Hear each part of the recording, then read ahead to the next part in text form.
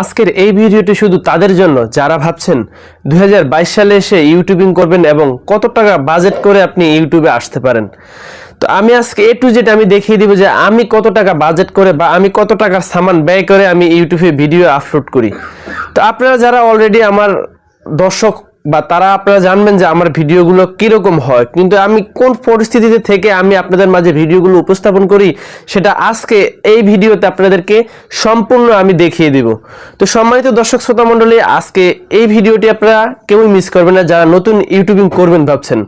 তো যারা এখনো আমাদের এই চ্যানেলের একজন সদস্য হন নাই তারা অবশ্যই আমাদের এই চ্যানেলটির সদস্য হয়ে থাকেন, কারণ আমাদের এই চ্যানেলে ইউটিউবকে প্রমোট করার জন্য বা ইউটিউবারদের প্রমোট করার জন্যই ভিডিও আপলোড দেওয়া হয় এবং প্রতিনিয়ত বিভিন্ন ধরনের ট্রিক নিয়ে আপলোড দেওয়া হয়।